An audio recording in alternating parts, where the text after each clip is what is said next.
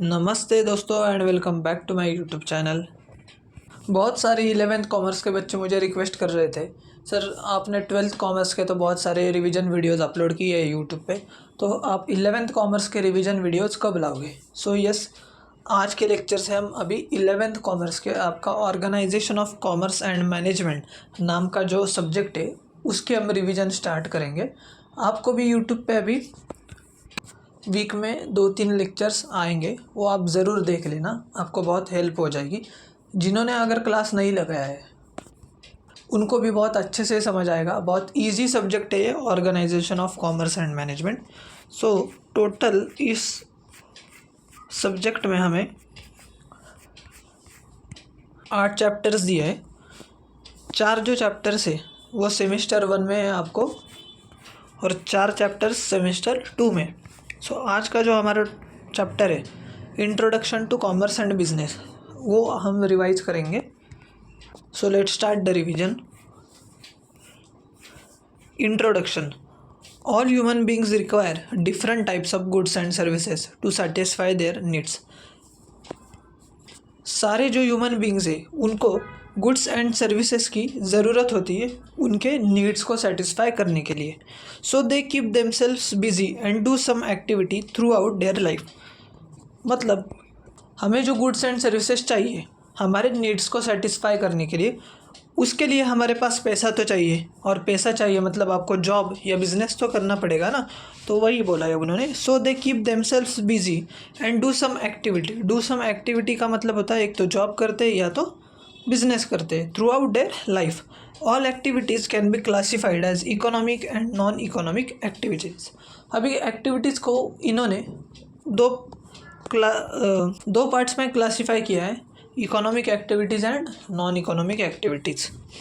Human activities, non economic activities and economic activities. Non economic activities का जो objective होता है वो पैसा कमाने का नहीं होता है, वो सिर्फ हम चिल करने के लिए, जिसको हम बोलते हैं ना कि चिल करने के लिए या माइंड रिलैक्स करने के लिए जो हम एक्टिविटीज़ करते हैं हमारे डे टू डे लाइफ में, उसको हम बोलते हैं non economic activities. And economic activities का मतलब होता है आप एक तो बिज़नेस कर रहे हो, या तो आप प्रोफेशन में हो, या तो आप एम्प्लॉयमेंट में हो। प्रोफेशन मतलब अभी मैं जैसे कंपनी सेक्रेटरी का कोर्स कर रहा हूँ, या चार्टर्ड अकाउंटेंट, लॉयर। बिज़नेस मतलब आपने वड़ा पाव का बिज़नेस चालू कर दिया, या तो स्टेशनरी शॉप है आपका। और एम्प्लॉयमेंट मतलब जॉब। अभी हम नॉन इकोनॉमिक एक्टिविटीज़ को डिस्कस करते हैं। Non economic activities are those human activities which are performed to satisfy personal, social, religious, cultural and sentimental requirement without monetary expectations. Non economic activities मतलब ऐसी human activities होते हैं जो हम हमारे पर्सनल, सोशल या रिलीजियस जो रिक्वायरमेंट्स है वो सेटिस्फाई करते हैं। हमें कोई मॉनिटरी एक्सपेक्टेशंस नहीं होते, मतलब पैसा मिलेगा तो अच्छी बात है, नहीं भी मिलेगा तो भी अच्छी बात है। फॉर एग्ज़ाम्पल रीडिंग बुक्स, या तो सर्विंग पीपल मतलब समाज सेवा, आप गए लंगर जो होता है खाना बांटने गए आप, या तो cooking by mother etcetera. Economic activities, activities that involve production, distribution and consumption of goods and services for money or money's worth at all levels within a society is called economic activity। जिस activities में production of goods या distribution of goods, consumption of goods and services involve होता है for money और मनीज worth. मतलब मेरा business है समझो स्टेशनरी का, मैंने पेन दिया कस्टमर को, कस्टमर ने मुझे पैसे दिए। तो इकोनॉमिक एक्टिविटीज़ में मुझे मॉनेटरी एक्सपेक्टेशन से मैं पैसा कमाने के लिए ये बिज़नेस कर रहा हूँ, उसको हम बोलते हैं economic activities. Thus economic activities facilitate earning livelihood. मतलब इकोनॉमिक एक्टिविटीज़ क्यों करते हैं हम? पैसा कमाने के लिए। Next point, business. Business represents organised efforts by an individual और ग्रुप ऑफ इंडिविजुअल्स। बिजनेस का मतलब होता है कि ऑर्गेनाइज्ड एफर्ट्स अगर एक बंदा कर रहा है, या तो ग्रुप ऑफ इंडिविजुअल्स मतलब 2-4 लोग मिलके। क्यों? पैसा कमाने के लिए। बिजनेस क्यों करते हैं भाई? पैसा कमाने के लिए तो करते हैं ना। It is a systematic attempt by business persons to produce goods and services and sell them in the market to reap the reward by way of profit. Business हमने स्टार्ट कर दिया तो हम कुछ गुड्स या सर्विसेज प्रोड्यूस करेंगे, बराबर, उसको मार्केट में सेल करेंगे, क्यों? प्रॉफिट कमाने के लिए। फॉर एग्ज़ाम्पल मेरा हेयर कट करवाने का सैलून है, तो मैं सर्विसेज प्रोवाइड कर रहा हूँ, बराबर। मैंने हेयर कट करवा दिया कस्टमर को, उसने मुझे पैसे दिए। क्यों कर रहे हैं ये सब? हम पैसा कमाने के लिए, बराबर। It satisfies multiple and complex needs of the society. Production of the goods actually means making of goods. Production का मतलब होता है कि गुड्स को बनाना। इट में भी एग्रीकल्चरल प्रोडक्ट, वो एग्रीकल्चरल प्रोडक्ट हो सकता है, या तो finished goods produced in factories. Goods can be produced with the man power और with the help of machines, बराबर। अभी तो टेक्नोलॉजी इतने एडवांस हो गई है कि अभी एआई ने सब रिप्लेस कर दिया है, आपको पता है। अभी रोबोट्स भी फैक्ट्री में काम करते हैं। तो एक तो मैन पावर के साथ काम करेंगे, मतलब गुड्स प्रोड्यूस करेंगे, जो वर्कर्स काम करते हैं एक्चुअल फैक्ट्री में, या तो मशीन्स काम करेंगे, नहीं तो robots.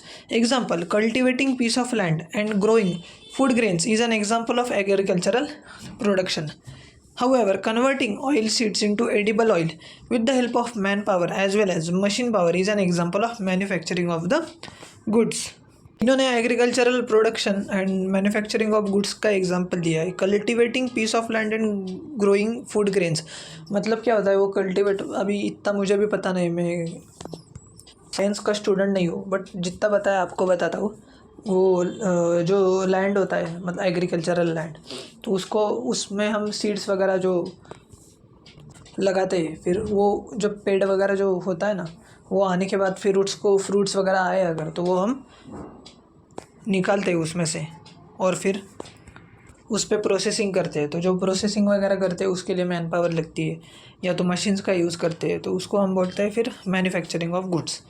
Distribution includes marketing of goods and services. Distribution में क्या आता है? Marketing of goods and services. Marketing करते हैं ना, आपने देखा होगा बस स्टैंड पे जो चिल्लाते हैं ना बंदे, 1 वड़ा 2 पाव 10 रुपये में ले जाओ, ये क्या है? मार्केटिंग तो है ना। It involves transport, warehousing, advertising which facilitates transfer of goods from producer to the final consumer. Distribution में और क्या आता है? ट्रांसपोर्टेशन।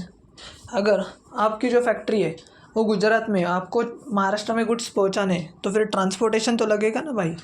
या तो रेलवे से आप गुड्स को डिस्पैच करोगे, नहीं तो आपको वो कार वगैरह होती है, या तो वो ट्रक वगैरह होते हैं, उसका इस्तेमाल करके आप वो महाराष्ट्र के जो आपका कस्टमर है उस तक पहुंचाओगे, बराबर। वेयर हाउसिंग चाहिए आपको। वेयर हाउसिंग की ज़रूरत कब पड़ती है? अगर आपने जो गुड्स मंगवाए वो फॉरेन कंट्री से मंगवाए हैं, बराबर, तो उसको वो कस्टम का जो पोर्ट होता है वो, उसमें वेयर हाउस होते हैं। वो पहले जब आता है फॉरेन कंट्री से, वो वेयर हाउस में वो गुड्स को लोड कर देते हैं, और उसके बाद फिर आप वो कस्टम ड्यूटी पे करते हो, और वो आप घर पे लेके आते हो गुड्स। एडवर्टाइजिंग आती है। एडवर्टाइजिंग मतलब बड़े बड़े जो पोस्टर्स लगे होते हैं, डोमिनोज हो गया, या अपना पिज़्ज़ा हट हो गया, संडे स्पेशल 1 से 4 149 में पिज़्ज़ा भी मिलेगा आपको, फिर एक कोल्ड ड्रिंक भी मिलेगा, फिर वो क्या होता है गार्लिक ब्रेड वगैरह मिलेगा। इसको हम बोलते हैं एडवर्टाइजमेंट, ठीक है। अभी डेफिनेशन ऑफ बिजनेस, तो बहुत जो हमारे वर्ल्ड में लेजेंड्स हुए, उसमें से कुछ जो बिज़नेस के लेजेंड्स थे, उन्होंने कुछ डेफिनेशंस दिए कि बिज़नेस का मतलब क्या होता है। ये आप पढ़ लो, अगर रीड करना है तो कर लो, मैं तो नहीं पढ़ाऊँगा भाई, क्योंकि ये आपको भी ध्यान में नहीं रहेगा और मेरे भी ध्यान में नहीं रहेगा, ठीक है। अभी हम देखेंगे कैरेक्टरिस्टिक्स और फीचर्स ऑफ बिजनेस। पहला इकोनॉमिक एक्टिविटी, अभी तो देखा हमने बिजनेस क्या है। इकोनॉमिक एक्टिविटी मतलब प्रोडक्शन ऑफ गुड्स या distribution of goods and services, बराबर। क्यों करते हैं ये? पैसा कमाने के लिए, बराबर। नेक्स्ट पॉइंट, 2 पार्टीज, बराबर है। बिजनेस करने के लिए 2 पार्टीज चाहिए, एक सेलर चाहिए, एक बायर चाहिए। Next point, profit motive. Business क्यों करते हैं हम? प्रॉफिट कमाने के लिए, बराबर। Businessman try to maximise profits either by increasing the volume of sales और रिड्यूसिंग इट्स कॉस्ट। बिजनेसमैन के पास उसका प्रॉफिट मार्जिन बढ़ाने के लिए एक तो 2 ऑप्शन है। सेल्स को बढ़ाओ, सेल्स को बढ़ाने से फिर प्रॉफिट बढ़ेगा, नहीं तो जो कॉस्ट है पर यूनिट उसको कम करो। Next point, production of goods and services before exchanging goods and services. Exchange मतलब अगर मेरा स्टेशनरी शॉप है, तो जो मैं दूसरे बंदे को गुड्स दूंगा, मतलब एक्सचेंज करूँगा। उसके पहले गुड्स को प्रोड्यूस करना पड़ेगा, बराबर है। अगर गुड्स ही नहीं है भाई आपके बिजनेस के पास, तो आप कैसे दोगे ना दूसरों के पास। गुड्स आर आइदर मैन्युफैक्चर्ड और प्रोक्योर्ड फ्रॉम द सप्लायर। एक तो आप खुद मैन्युफैक्चर करो, मतलब मेरी सपोज एक फैक्ट्री, मैं फैक्ट्री में वो पेन बनाता हूँ, पेंसिल बनाता हूँ, बुक्स नोटबुक्स बनाता हूँ, तो ये मैं खुद से मैन्युफैक्चर कर रहा हूँ। अगर मैंने प्रोक्योर किए, सप्लायर से प्रोक्योर किए मतलब यहाँ से उठाए और वहाँ बेच दिए, बराबर। मैं इंटरमीडियरी हूँ, मैंने मेरे सप्लायर से ख़रीदे बुक्स और वो मैंने मेरे कस्टमर को बेचे, ठीक है। फिर उसके बाद ये देखो, मैंने exchange of goods and services, इसका एक बहुत बढ़िया एग्जांपल दिया है। एक्सचेंज मतलब क्या, मैं मेरे कस्टमर्स को गुड्स दूंगा, वो मुझे पैसा देगा। ये हमारे विराट कोहली सर है, आपको पता ही होगा, लेजेंड ऑफ इंडियन क्रिकेट। मुझे पसंद नहीं है वैसे इतने, मैं रोहित शर्मा का फ़ैन हूँ, बट विराट कोहली सर मेरे पास आए। मेरा एक शॉप था जिसमें मैं क्रिकेट के किट्स बनाता था। मेरे पूरे इंडिया में बहुत सारे शॉप्स थे। सो विराट कोहली भाई आए मेरे पास, वो बोले भाई एक क्रिकेट की किट देना। मैंने विराट भाई को एक किट दी, उन्होंने मुझे 10,000 रुपये दिए। उसको हम क्या बोलते हैं, exchange of goods and services for money और मनी इज़ वर्थ। 10,000 रुपये उन्होंने मुझे दिए, ये क्या है, मनी और मनी इज़ वर्थ, ठीक है। If goods are produced for own consumption, that is stitching a dress for daughter, it cannot be called as a business activity. मतलब गुड्स अगर खुद के यूज़ के लिए अगर आपने प्रोड्यूस किए, तो फिर उसको हम बिज़नेस एक्टिविटी नहीं बोलते। इन्होंने एग्जांपल दिए है, देखो, स्टिचिंग अ ड्रेस मतलब वो ड्रेस जो बनाते हैं ना, स्टिच करते हैं। अभी मैं हिंदी में बता नहीं सकता, मुझे एक्चुअल उसका वर्ड पता नहीं है, but stitching a dress for daughter, अगर मतलब ड्रेस वगैरह का जो होता है ना, मम्मी लोग वगैरह करती है, वो एक बार उनसे पूछो आप। तो अगर आप खुद के डॉटर के लिए वो ड्रेस स्टिच कर रहे हो, तो ये थोड़ी बिजनेस एक्टिविटी है। But stitching of dress in a tailored shop, मतलब आप गए भैया के पास, भैया को बोले भैया मेरे बेटी के लिए ये ड्रेस स्टिच करके देना। फिर भैया ने ड्रेस जो है वो स्टिच करके दिया, आपने उसको पैसे दिए, तो उसको बोलते हैं हम बिजनेस एक्टिविटी, बराबर। क्योंकि पैसा इन्वॉल्व है ना इसमें, और 2 पर्सन्स भी इन्वॉल्व है। Dealing in goods and services, ये तो पता है, गुड्स एंड सर्विसेज में डील करेंगे। एक तो गुड्स बनाओ या तो सर्विसेज आप दे दो। This goods are consumer goods और कैपिटल गुड्स। एक तो कंज्यूमर गुड्स हो सकते हैं, नहीं तो कैपिटल गुड्स। कंज्यूमर गुड्स मतलब पेन पेंसिल, चाय पत्ती, मिल्क। कैपिटल गुड्स मतलब जो बड़े बड़े आइटम्स होते हैं, महंगे, मशीनरी, प्लांट, फर्नीचर, कार वगैरह ले ली अपनी Mercedes. Next, continuity in dealings, every business requires regularity in transaction. मतलब क्या, मैंने डेयरी मिल्क की कैडबरी खरीदी मेरे यहाँ के शॉप से, और दोस्त को बेच दी 10 रुपये में। उससे मैंने 10 रुपये ले लिए एक ही बार, उसके बाद एक भी कैडबरी नहीं बेची। उसको हम बोलेंगे कि बिज़नेस एक्टिविटी नहीं भाई, रेगुलरिटी चाहिए ट्रांजैक्शन में। मैंने 100 डेयरी मिल्क खरीदी, मेरा प्रॉपर शॉप है, मैं कैडबरी में डील करता हूँ, फिर कस्टमर को बेचता हूँ, उनसे पैसे लेता हूँ, उसको हम बोलते हैं continuity in dealings. Next, uncertain returns in business, the returns are never predictable. Returns मतलब प्रॉफिट आपको कितना मिलेगा ये हम बता नहीं सकते। ईयर के एंड में ही हमें पता चलता है, वो फाइनेंशियल ईयर के एंड में हमारे बिजनेस को कितना प्रॉफिट हुआ है या लॉस हुआ है। एलिमेंट ऑफ रिस्क, हम जो बोलते हैं रिस्क है तो इश्क है, बराबर। बिजनेस में रिस्क तो है। अभी देखो, अभी करंटली क्या हो रहा है मैं आपको बताता हूँ। जब से डीमार्ट आया है ना मार्केट में, तो ये जो छोटे छोटे जो दुकानदार लोग हैं ना, वो हलू हलू अभी उनका बिज़नेस बंद कर रहे हैं, क्योंकि डीमार्ट में सस्ती चीज़ें मिलती है, बराबर। तो सब लोग अभी डीमार्ट से ही ले रहे हैं।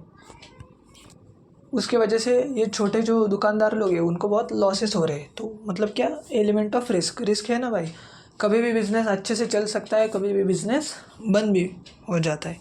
Next point, customer satisfaction. Business, आप ऐसा प्रोडक्ट बेचो कि जिससे आपका कस्टमर खुश हो जाए। फॉर एग्ज़ाम्पल, मेरा पिज़्ज़ा का शॉप है, मैंने पिज़्ज़ा बनाया, बहुत बढ़िया चीज़ वगैरह स्प्रेड किया उस पर, टमाटर, कांदा पूरा, और फ्रेश पिज़्ज़ा का बेस वगैरह था, उस पर सब मैंने प्रोसेसिंग किया और दिया मेरे कस्टमर को अच्छा ही लगेगा ना भाई टेस्ट।